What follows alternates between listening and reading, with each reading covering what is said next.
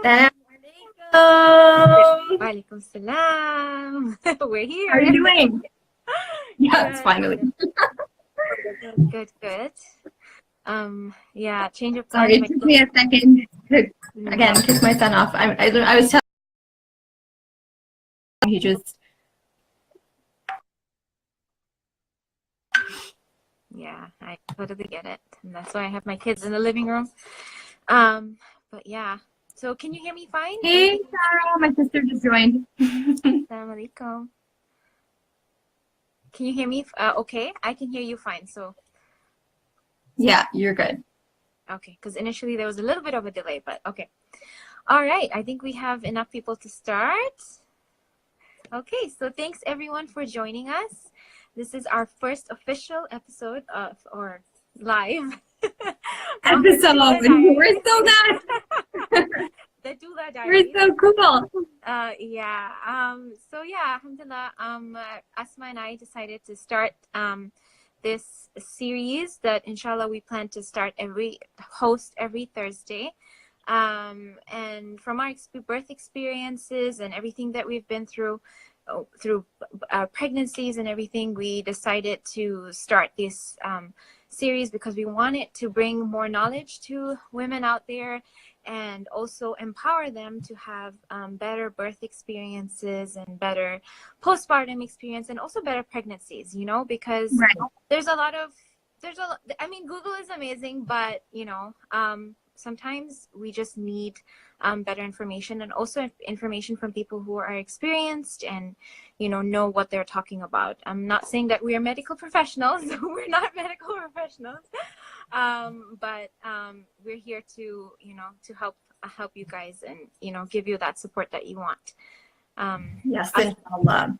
Also because we're being trained to become doulas, and a lot of the information that we have, I felt like, oh my God, when I was going through my training, I felt like, oh my God, if I knew about this when I was pregnant or when I was giving birth or when, like as soon as I had my baby, my experience would have looked so different, right? So we just want to sort of impart what we've learned throughout the experiences that we've had and throughout the education that we've had so far to our community.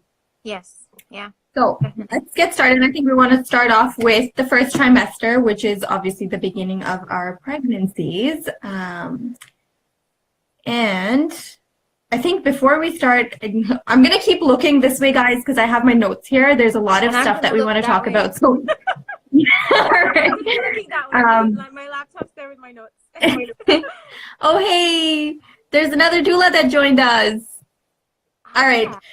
So yeah, before we start, we would just want to say that, you may or may not experience, like every pregnancy is different, every birth is different. You may have two births that are completely different from each other. So just take take our information with the knowledge that you may or may not experience all of these things, right? So yeah, let's get started. Yeah. So when we'll start with the beginning of the pregnancy, do you want to start with that? Can you guys tell I'm nervous? Because I don't know why I'm so nervous. Lives always make me nervous. Afraid yours is blurry, apparently. Really? The lives are really like nerve-wracking. I don't think it's the fact that you're putting yourself out there, open to making mistakes. But you guys are a great bunch, and hopefully you'll go easy on us, right? Is it still blurry? Yeah, it is a little blurry. So. What do I do? I don't know what to do. What do I don't know. What maybe go into a better network area? Is that?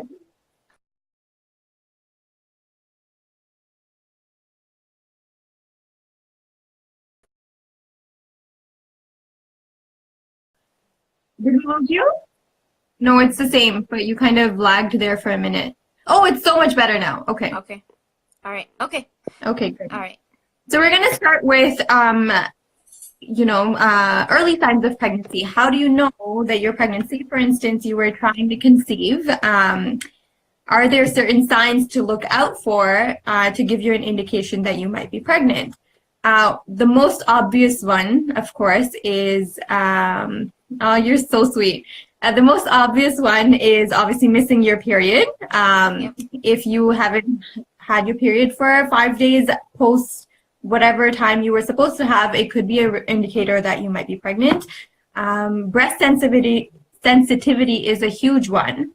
I think for you had that. Yeah, I did. No, I was breastfeeding for both my second and third when I was breastfeeding.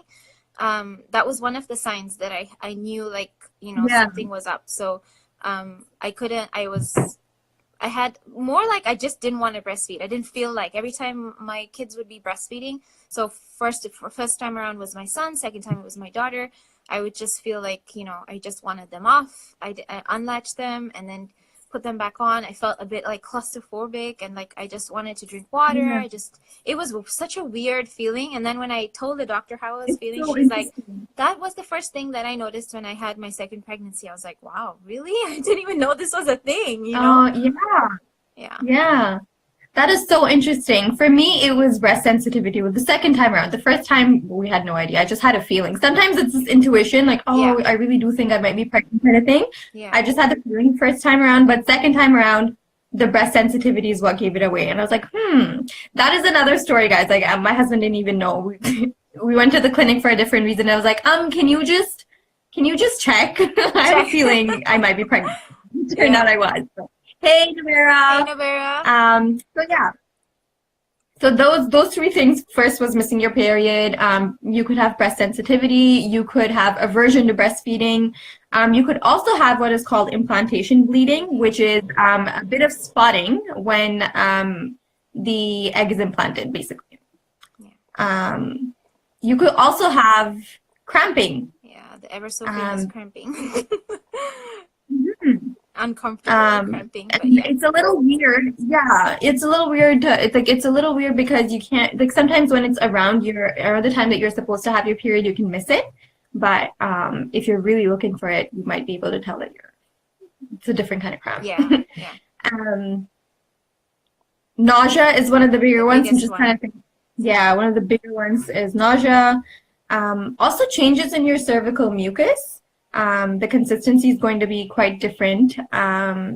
Fatigue and weakness is also one of the big ones. We'll talk about fatigue, weakness, and nausea in a bit. Someone saying, sincerely, honey, that happened with my first one. I was so worried that I was spotting after finding out that I was pregnant. Yeah, it can be a little bit scary. But if it's not bleeding, then you don't have to be concerned. Spotting is considered normal, especially in the early pregnancy. And then mood swings. Sometimes you're just feeling crazy for no reason, just napping at everybody. You might be pregnant. Yeah. That was me. That picture that I posted today about my son's birthday, I was so moody. I was like, so for the smallest things, I was like I was so irritable. And then later I realized, hey, I was pregnant at that time too. Oh, yeah. So I guess we can just talk about nausea real quick. In my questionnaire, that was one of the most common symptoms that people complained about: nausea and fatigue. Fatigue, yeah. In the post that I about fatigue today, too. Yeah.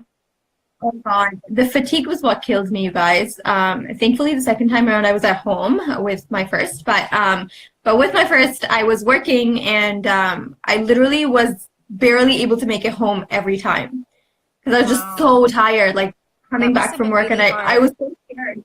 Yeah, and that's when we decided to move closer to my work because I'm like, this isn't working out. I can't drive an hour back and forth. Oh my God, an hour! Wow, that's hard. Especially if you're Rush driving hour. back in the evening, you must have been just done. Yeah. Toronto rush hour traffic. When I started my blog, I started the blog in like November, so it's actually been 2 years since I started my blog, and then I fell pregnant around 2 months, 2 months exactly after, or 2.5 months after, and that's when my fatigue hit. And then that kind of killed the whole momentum I had with my blog. I was just like, for 3-4 months, I was just like so like out of it.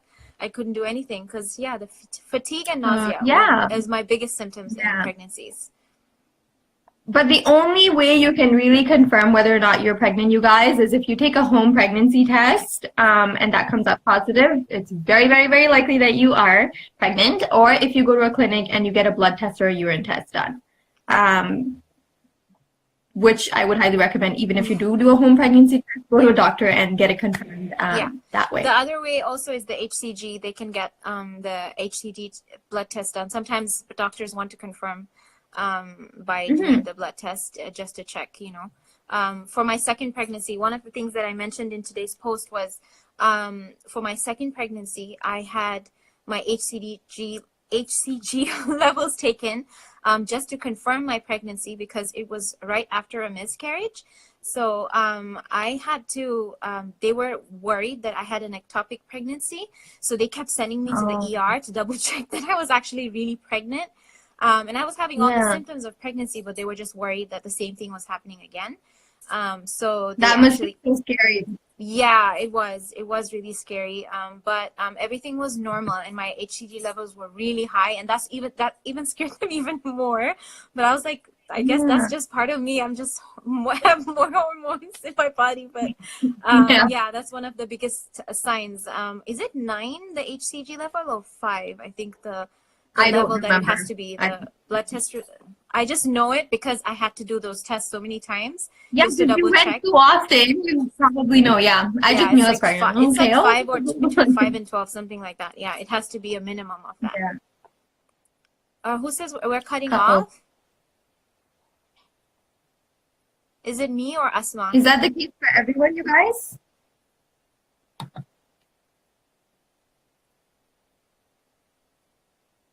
Okay, we'll continue until we get some more input, I guess. I don't know who's cutting off. It says someone. Seems like it. The viewer number. Yeah, okay, so I think we should be okay. Okay. All right. So yeah. All right. So yeah, now with all these signs that you get, they'll come with symptoms. Those are the things that you start feeling when you're in your early pregnancy.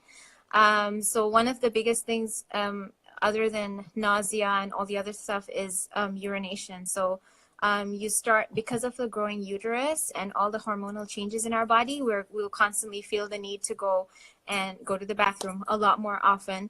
And then one other symptom is, we talked about it just now, mood swings. And why that happens is because we have, there's so many hormonal changes. Before you move on, Afra, with the frequent urination, I just want to point out, it's actually kind of weird because you're not, like, your uterus is expanding, but it's not to that level that you'd feel like, oh my God, I have no space in my bladder.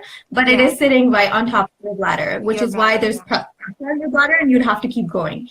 Eventually, as your pregnancy progresses, your uterus kind of shifts up and relieves that pressure, I guess, from your bladder, which would kind of ease the whole frequent urination issue. Yeah. But yeah, so it's very, very common that in the beginning you would but have. Doesn't it continue, like the frequent urination? It's kind of a common, like, it continues throughout the pregnancy. Second trimester it kind of dulls, and then in the third trimester when everything is cramped up, it kind of comes up again. And then the next thing is cravings. Some people don't get cravings. I never had any cravings, like no specific, like, oh, I want to get Coke in the middle of the night. But some people do have cravings and they start really early. And also with the whole food issue, you have aversion. So you might not like the smell of onions or meat or chicken or, things like that. So you won't want to, so that's totally normal. And then nausea, which is the biggest Somebody thing. had commented saying they had smell aversions to their husband. Oh my God, that's crazy. They couldn't stand his natural really smell true. anymore, that's which is really sad. Yeah. And it's so hard to deal with too. I couldn't. It worked in my favor. I had really bad smell aversions the second time around, and I was not able to step my foot in the kitchen. If something is cooking, I had to be out of there. So I wasn't cooking for a long, long time. Yeah, that's it. I guess that's the benefit. You don't have to go in the kitchen and cook, huh? That's crazy. Yeah. I didn't have that. Alhamdulillah. I was okay. I mean, I think it was only after eating I would have a bit of aversion, but not that much. I was okay, and more in the third pregnancy. Alhamdulillah, I didn't. Oh wow, yeah. Alhamdulillah, like for both pregnancies, I didn't have like throwing up kind of symptoms, but aversion to smell. No throwing up, just bad nausea. Yeah. So with nausea, talking about nausea, that's one thing. Like my first pregnancy, like your first pregnancy, you don't know what to expect and everything. And I knew like nausea was something, that I would experience, but I didn't know what to do with it. And yeah, see, she was like ginger candy. See, I didn't know that. I found out when I announced it much later, someone told me, oh yeah, you can take ginger. And I'm like, I wish I knew this in the first 3 months. I was suffering for 3 months. I didn't even try it once. Nobody told me. Yeah. Nobody said, like, I didn't know. There's some people who want to kind of keep it between the couple itself. Yeah. And not even tell their parents until they're sure that it's a viable pregnancy, I guess. Yeah. And it becomes really hard to deal with all of these symptoms. Yeah. Right? And so many of us like don't know how to like carry on with our day, pretending like everything is normal while internally. Yeah. So the things that can help you with nausea, for me, it was either you have like ginger, fresh ginger, or ginger tea, ginger candy. There's all sorts of ginger stuff that you can get for pregnancy. Ginger ale helped me a lot. Drinking ginger ale, it really helped me. And that also helped me with another symptom, which is bloating. And then peppermint oil is known to help with nausea. Chamomile tea, lemon, sometimes squeezing lemon and drinking some lemon, some stuff that's really tangy. Crackers is a big thing. And if you're somebody throwing up because of the nausea so much, then what is recommended is eating smaller meals, but eat more frequently. Yeah. But if you're throwing up to the level where literally you can't even stand up anymore because of dehydration or because of it, like just it's taking so much out of you and you don't have any nutrition inside of you, then you should probably go and see your doctor or your care provider. Yes. Because that could be a different issue in its own. Yeah, and there are medications for both nausea and for throwing up as well. So I can't remember the name, but there is a name, what Kate Middleton had. Yeah. And then like taking vitamin B6, eating like just what Asma said about eating more frequently and stuff. So the other symptom is bloating and constipation. So for bloating, it happens with all the changes that's happening inside us. It slows down the digestion, and so drinking a lot of water, eating healthy, smaller meals, as Asma said as well, and avoiding gassy foods. I found that depending on what I ate, I would get more bloatedness or more discomfort. So watching what you eat, especially in the beginning, and eating apparently gassy foods like broccoli. I didn't even know broccoli was. Yeah, there are some medications as well. There's some medicines that also cause bloating, so you might want to look out for that. And stress, one big thing that we don't realize is that stress really does affect our physical and mental health so much. And especially when you're pregnant, you want to reduce your stress as much as possible. So if it's, developing meditation habits or whatever, like if you feel like writing in a journal is helping you relieve stress, then do that. Cutting out toxic people from your life, do that. But just kind of try and reduce your stress as much as possible, because stress also leads to bloating. Something that we didn't know. Actually, we kind of didn't touch on.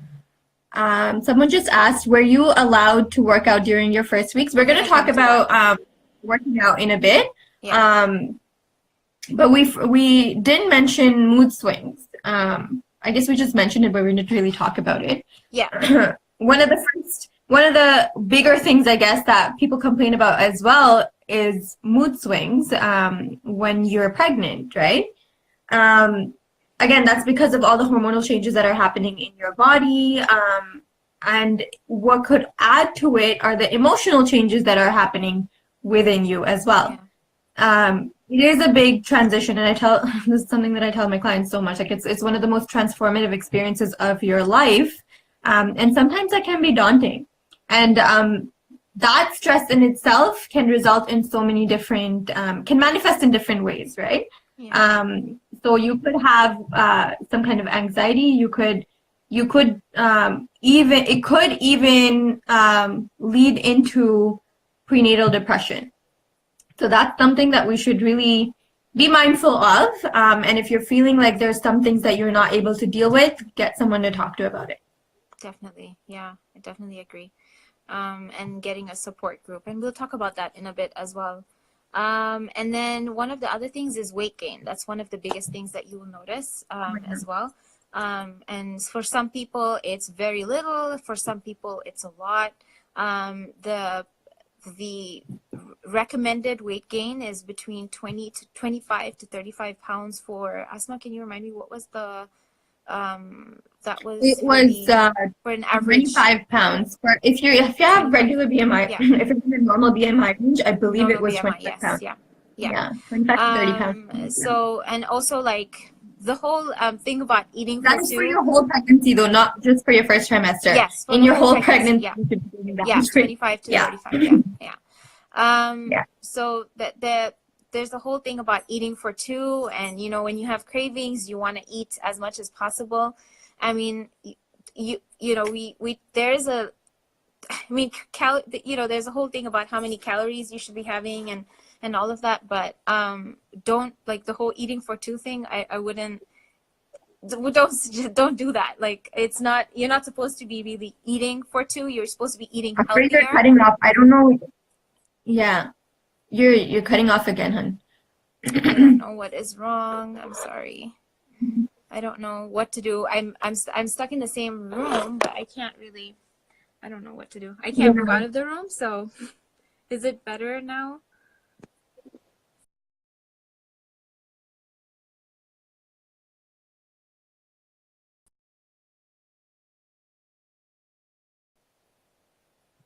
Oh, there. Okay, that's good. Okay, sorry. Maybe it's because I'm in the yeah.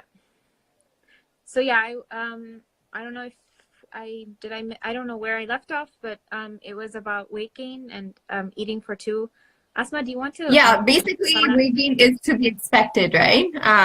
You're basically creating a new human being inside of you. There's going to be a lot of changes. Weight gain is to be expected. You just want to try and make sure that it's within the normal range of weight gain. You don't want to gain way too much weight, and you don't want to not gain enough weight either. And there are reasons for weight gain as well. One, again, like if you're one of those people that have intense cravings and you might be eating foods that you're not supposed to be eating, or they're just not generally healthy, that might result in more calories than you probably want to intake, right? Yeah. There's also water retention that happens with pregnancy, and that can add to your weight gain. But like we just mentioned, just make sure that it's within the normal range. Like if you're a normal BMI, if you are a person with a normal BMI, then you shouldn't be gaining more than 25 to 30 pounds throughout your whole pregnancy. But if you're on either side of the spectrum, then I would talk to you should be talking to your care provider and figure out what the right weight gain for you is.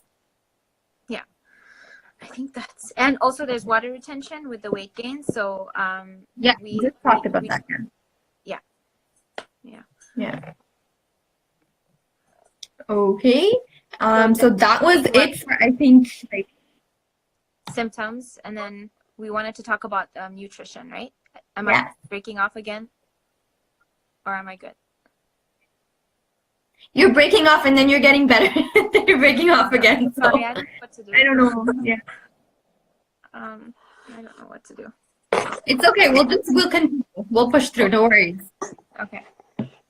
I might end up repeating some things, but that's okay, guys. Sorry. Sorry. Okay, so nutrition. All right, so moving on to nutrition. This is a big one, you guys.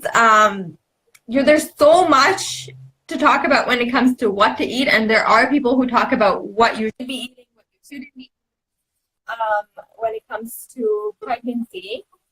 But I think the base guideline is you can eat whatever you want, except for a few things. Just try and make sure that you have a protein-rich, healthy diet. You're eating clean, you've got a lot of nutrient-rich foods in your diet. Especially if you're trying to conceive as well, it's really important to eat right. And throughout your pregnancy as well, you want to eat right, of course, right? So some things you shouldn't be eating. Rafa, you want to talk about that? Yeah, so raw fish, like tuna. Well, tuna, it really depends. I think there's a limitation. I think it was a couple of, I can't remember, right? But that's a couple of cans a week. And then you should, shellfish, sorry? Did I break up? Someone just said balanced diet. Oh, okay, yeah.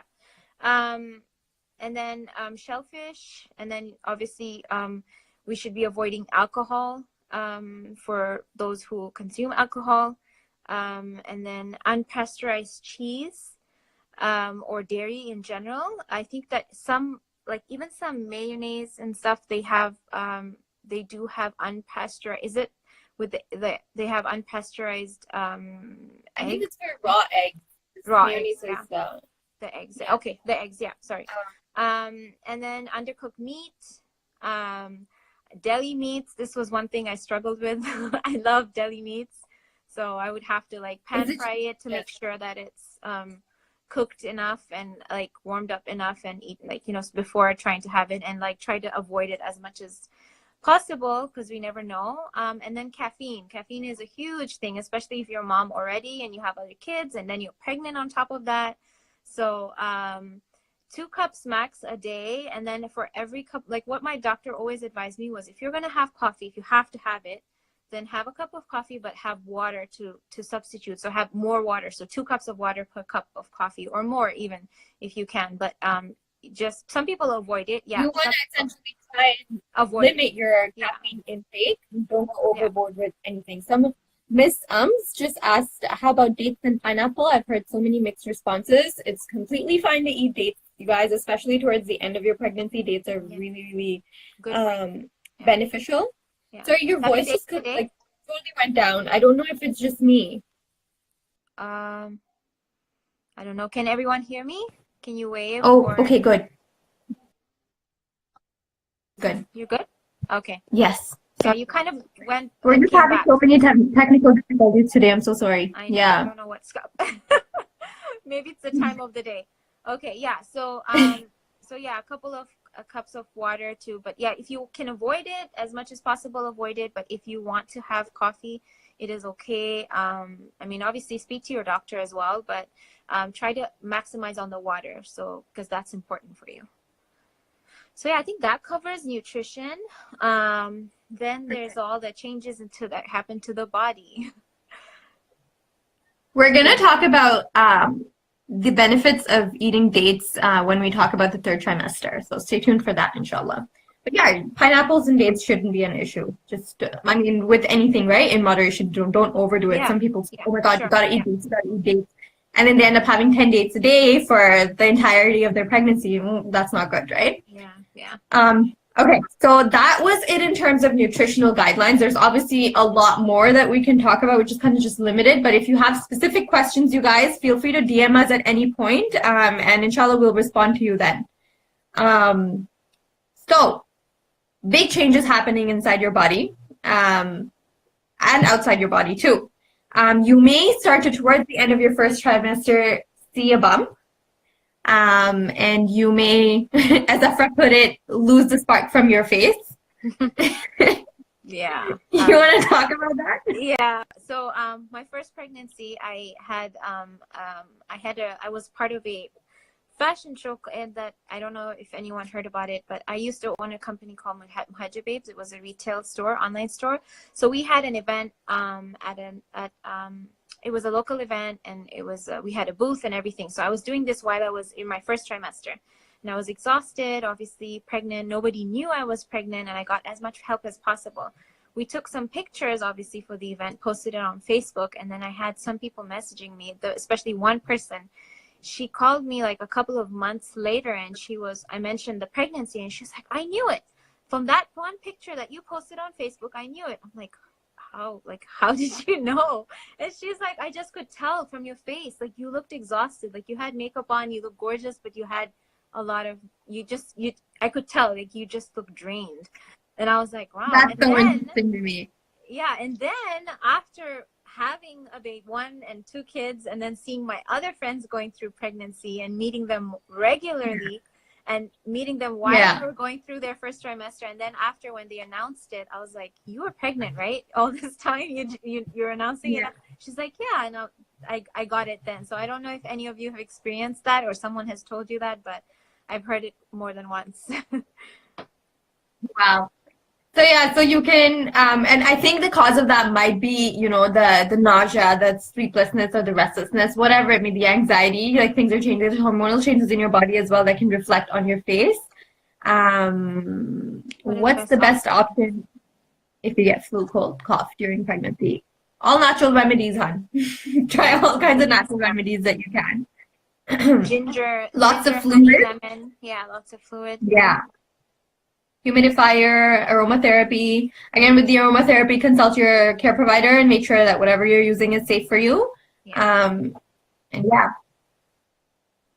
All right. And then essentially within your body, your uterus is obviously growing rapidly. And like I mentioned, it's putting pressure on your bladder, which results in frequent trips to the bathroom. What else did I have to talk about here? Exercising. Yeah, someone asked about I guess like internally this is what's happening, right? Like you're fairly like, you're probably not going to be changing too much externally speaking, but there's a lot happening on the inside. Yeah. Which is why, yeah. You know, sometimes like my first pregnancy, when I first went in to get the confirmation, and when I spoke to the doctor, the first thing that the thing that she told me before I left, she was like, if you're not exercising regularly, like don't go start like running or start to do any strenuous exercise. These few weeks are really important. You're almost, especially she said the 7th week. She's like, it's really important. This time is so important. Don't go trying to strain your body or overdo it or anything. But again, like Asma, you were exercising pretty frequently before pregnancy, so you continued on with that momentum. So that's fine. Exactly. Yeah. So your body is used. So if you were a gym rat before pregnancy, or if you were running marathons before pregnancy, or if you were weightlifting or doing CrossFit or yoga, whatever before pregnancy, obviously modify it for whatever stage you are in your pregnancy, but it's fairly safe to keep continuing unless there's something that comes up, right? But don't start something new when you haven't, like during your pregnancy. That's not the right time to start a new regimen of exercising.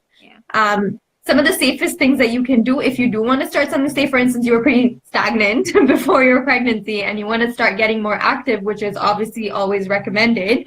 Something to try would be prenatal yoga or swimming, which are low impact activities, and you can sort of slowly ease into it as well. Walking is also great. Right, so hopefully that answers the question that one of our lovely followers asked us previously. Were you allowed to work out in your first weeks? Yeah, so we did. Yeah, that was the question. So I mean, with caution. I was, like I said, like because I was working out, it's not the cause of miscarriage if that's what you're asking. Like exercising doesn't lead to miscarriages unless you're doing something extremely crazy, or like you would know your limits, right? Do not like transgress those. But if that's what you're asking, I mean, working out is fine during the first weeks of the pregnancy if you were working out beforehand. Yeah. All right. That covers like changes in the body.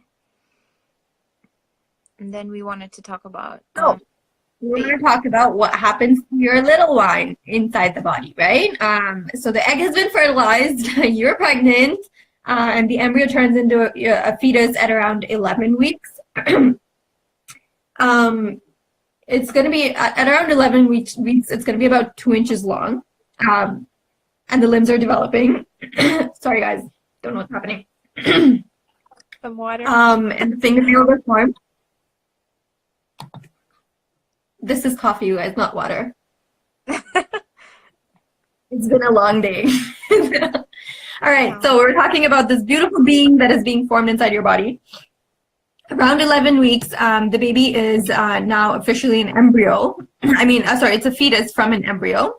And the limbs are developing, fingernails are developing, and all sorts of amazing things are happening. The baby grows really rapidly in the first trimester.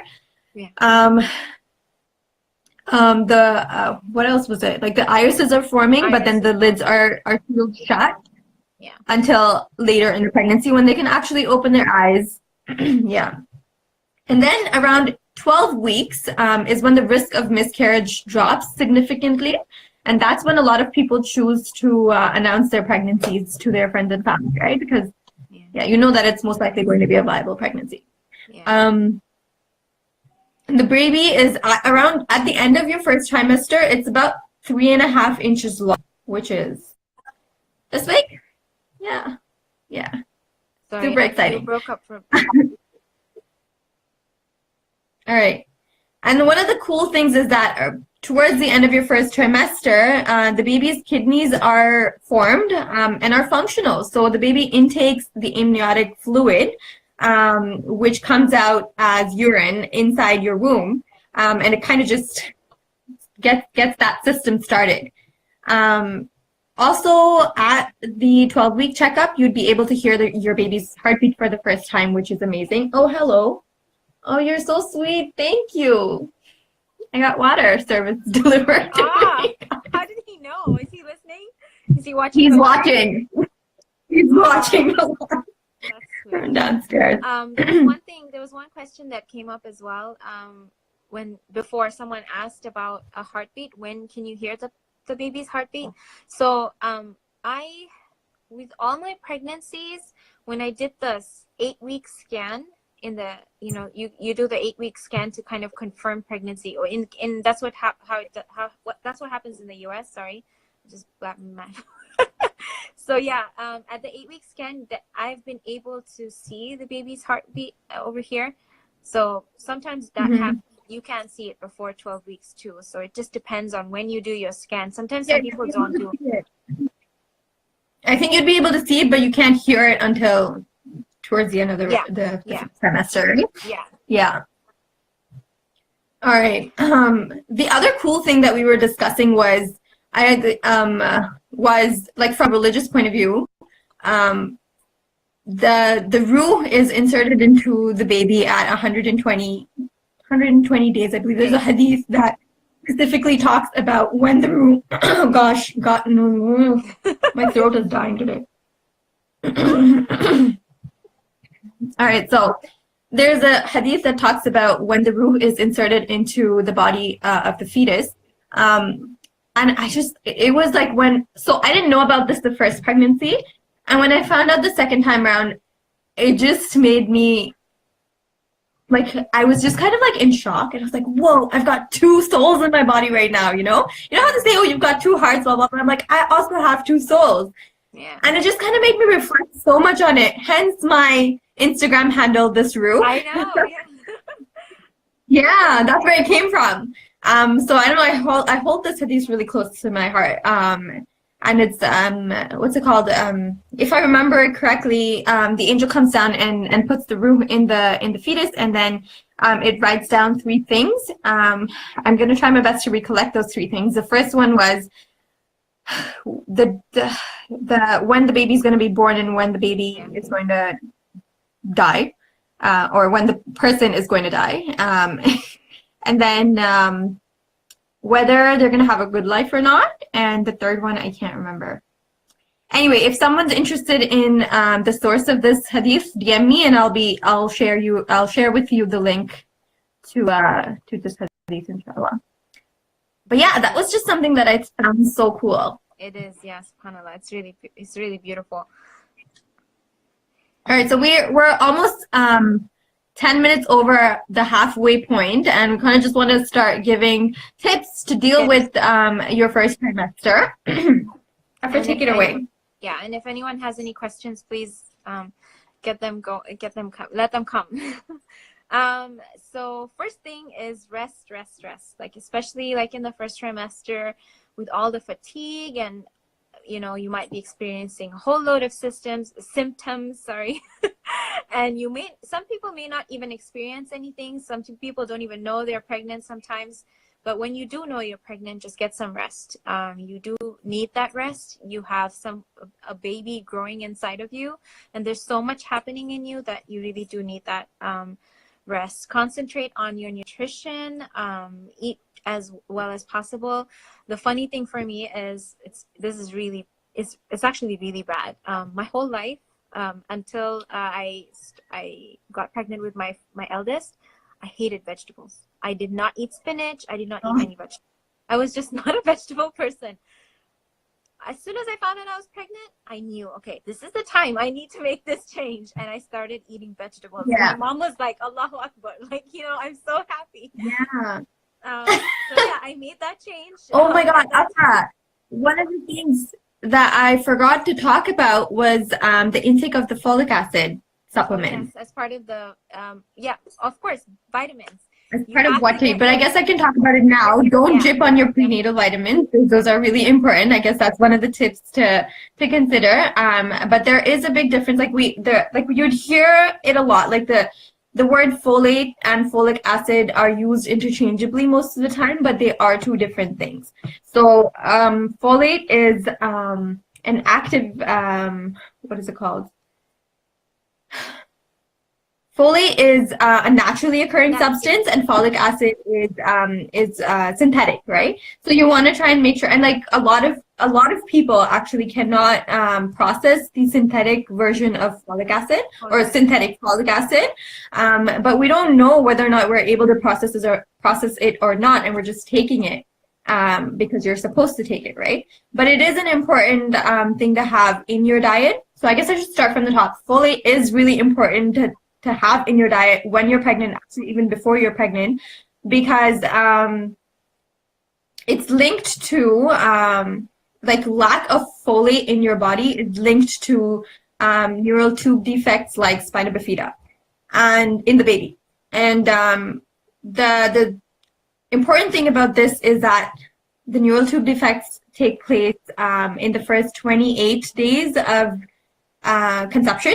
Okay. So a lot of people don't even know that they don't even know that they're pregnant at the time, right? So it is important to, one, have a healthy diet regardless, and get that folate in through natural means. And two, if you're trying to conceive, make sure you're having folate as a supplement as well. So something to look for in your supplements would be the actual ingredient folate instead of folic acid.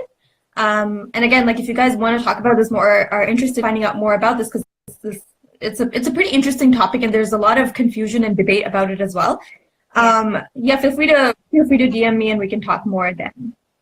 But yeah, so bottom line is try and have folate-rich foods in your diet when you're pregnant, and also take your folic acid prenatals. So prenatals that have folic acid in them.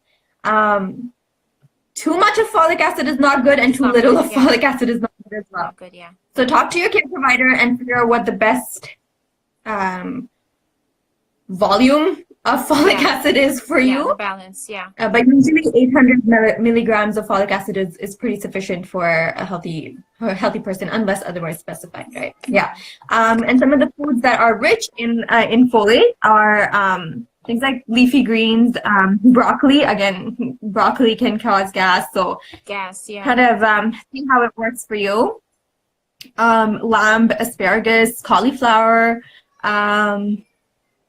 Yeah, there are a few more that are not coming to my mind right now, but yeah, if you're interested in finding out, there you go for a win. So the natural means would be to have folate-rich foods. Like I said, okra was one of them, avocado was one of them.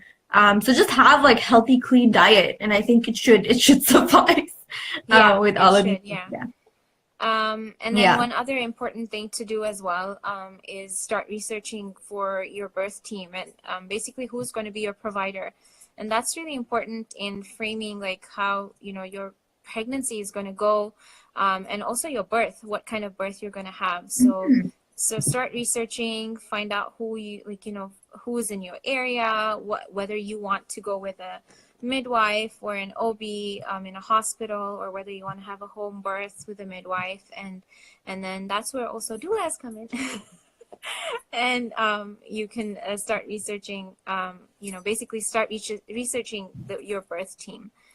Your birth team doesn't necessarily have to be limited to your care provider. It could even be like an acupuncturist or a chiropractor or an osteopath, or a naturopath, or like a nutritionist. So all of these people that can help you have the best pregnancy and best birth possible would be part of your birth team, right? And the best way to access all of these people is through a good doula in your community that would know all these resources.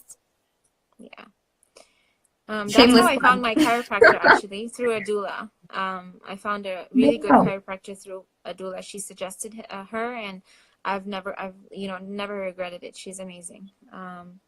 Yeah, And you know then what's funny? also, I had prenatal yeah, classes through a doula, and he recommended a chiropractor to me who I love now, and I'm taking my kids to her as well, and I go to her as well regularly. So yeah, yeah, so doulas are they do have a huge number of resources available at hand. We yes, know who does a good job in our community. yeah, So finding a doula within your community and then being referred to people through them would be great for you guys. yeah, yeah. It's not only, the doula is not only going to help you for your birth, they also support you through your Mhm. pregnancies as well. They're really important Yeah. for that too. One other thing was, not to worry too much about preparing for the baby, like in terms of baby gear and things like that and clothes. What the first thing a lot of people do when they find out they're pregnant is go rush and buy some clothes for the baby, or buy a car seat or whatever it is. But let's, That's I think, right. huh? Oh, okay. That's my chiropractor. Oh, okay. Concentrate on yourself, on preparing for the baby mentally, doing the other things that we suggested, preparing your body, um, start learning about parenting, and different things like that, rather than focusing on the material side of things for preparing for the baby. Try to focus on other things, which, I mean, the material side of things can come later, towards the end of the pregnancy, once you're more, set and prepared and everything in your pregnancy and ready for birth. Not ready for birth, but closer to that time. And then also get support. So join mom groups. That's the time. Like, it's funny, like I was just, how when you're never aware about something until it happens to you. So you suddenly set your eyes on something or something you want to, and then suddenly you see, if you're pregnant, for example, you'll see all these pregnant women will become more apparent to you, and then everything you will be more like, you're just more aware of all these things. Yeah. So because you're Yeah. pregnant It's now, a whole new so world. it's a reality Yeah. for you. Sorry. It's a whole new world. Yes. Yeah. Yeah. Find support groups. There's so many mom groups out there. Find support. If you have friends who've already had babies, get their support, ask them questions, reach out to people like us, like people in your community. Reach out to people, because sometimes, even if, like, it can be overwhelming as well, so mentally it can be like, it Mhm. could be a huge strain. So and that's something we'll talk about later, like in terms of if things that could cause prenatal depression. But in terms of support, Prenatal and perinatal depression. perinatal, yeah, it Mhm. is good to get that support, so that, if you're feeling overwhelmed, talk to someone, so that you can, just mentally prepare yourself for what's to come.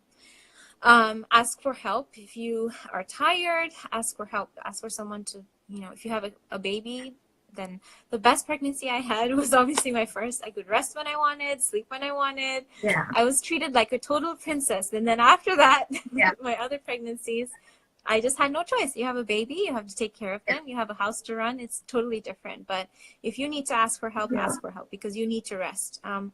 One thing I've noticed is people who are pregnant, yes, I mean, first pregnancies are great. Like, people will give you that support that you need. But sometimes, even if you have kids, just because they look at it as, if you're pregnant, it's like, oh, you're pregnant again, it's fine. Like, you have kids now, you just have to deal with it. Yes, you do, but you're Mhm. still pregnant. You're still growing a baby inside of you. You still need that support, no matter whether you've gone through it before or you're going to go through it again. You still need that support. Your body is still going through that whole process, and it's important that you get support, and the help that you Right. need if you need it.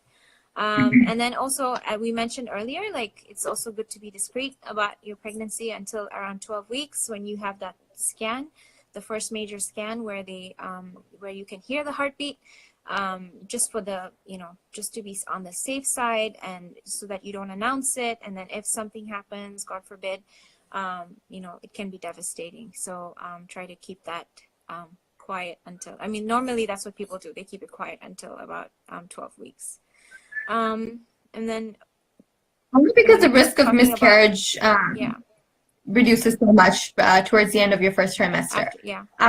Okay, so I think we should kind of, we have just about 10 minutes left or less than. So just before we open up the floor for questions, couple of things to look out for in your first trimester. If you're bleeding profusely, or if you're bleeding enough that you're concerned, or if you've got severe abdominal cramping, head to the emergency straight away and call your care provider.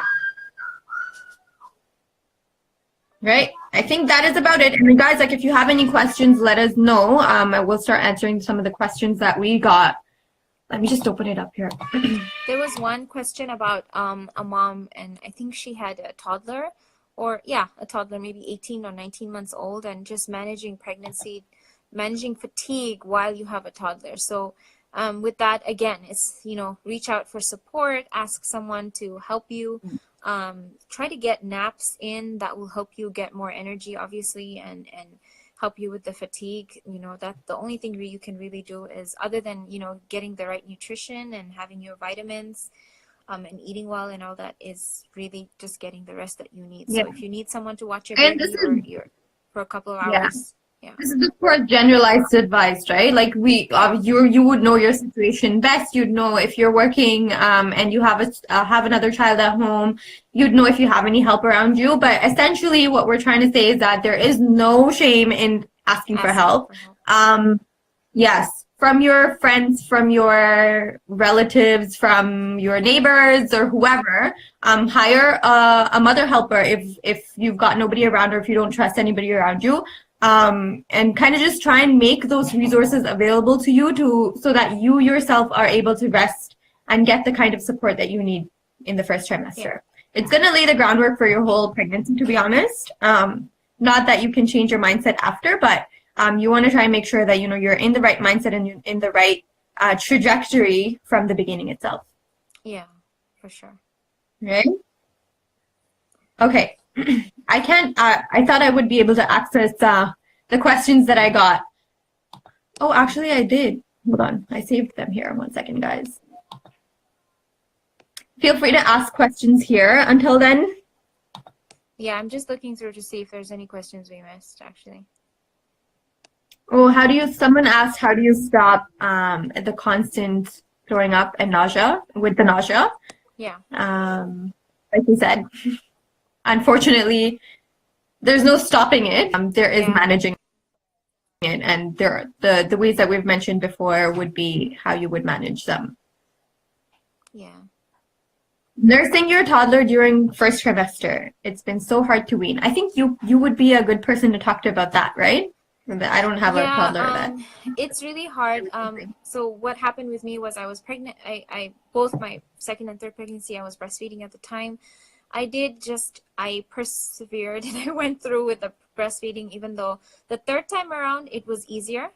With the third pregnancy, breastfeeding was not as hard as the first one. The beginning was hard, but I was able to wean a lot easier. But the first one was really hard.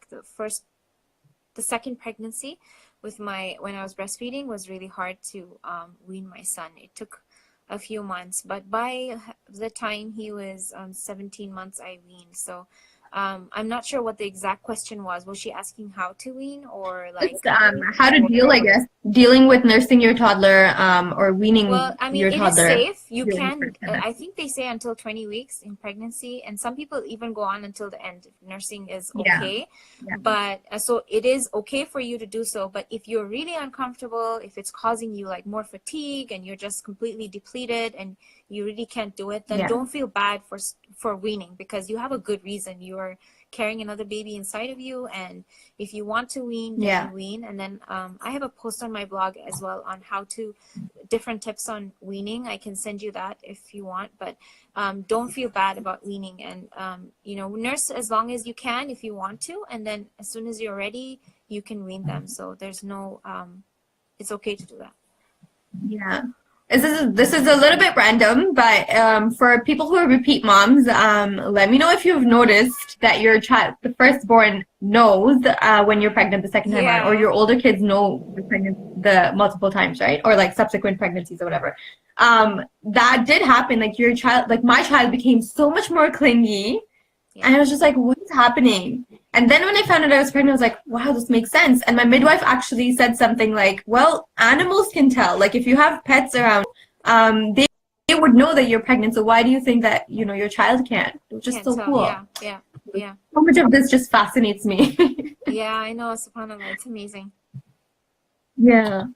All right. And I think those are like a lot of these questions we kind of did touch through the on. live, Like you said, like yeah, most of these were nausea and fatigue. Somebody talked about migraines, which is also kind of the symptoms of early pregnancy. And throughout the pregnancy as well, like your hormones are going in and out.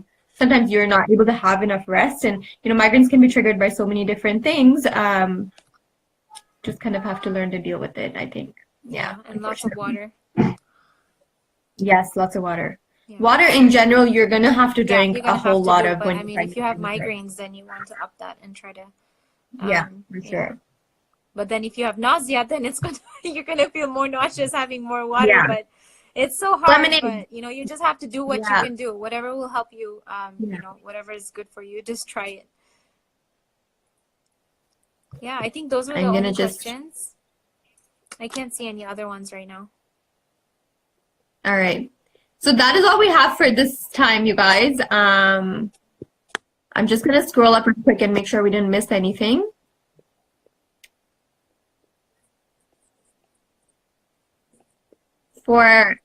Okay, yeah, I think we're good. Yeah. Okay. Oh, Thank you all. there's a question. Mhm. Oh no, never mind. We answered that one. Sorry, guys. I seem like I'm staring into your soul right now. Okay, we're good. So yeah, that was all for today's session, you guys. We are open to suggestions. Let us know what you guys wanna hear about Thank next. you, Amin. Oh, thank you, Farwin. I mean, Any tips for dads in terms of what? Like what kind of tips are you looking for? guess who that is? It's my husband. We got 2 minutes to go, buddy. Oh. All right. Well, tips for dads dealing with a pregnancy, I guess. I mean, I feel like I'm going to be super biased here, but whatever. I'm sure it applies to every pregnant woman who's got a husband. Yeah. Well, know that your wife is going through a lot of changes, right? And I think that extra empathy will go a long way. Try and kind of, as the pregnancy progresses, it is going to get to support moms in their first trimester. There you go. Yeah.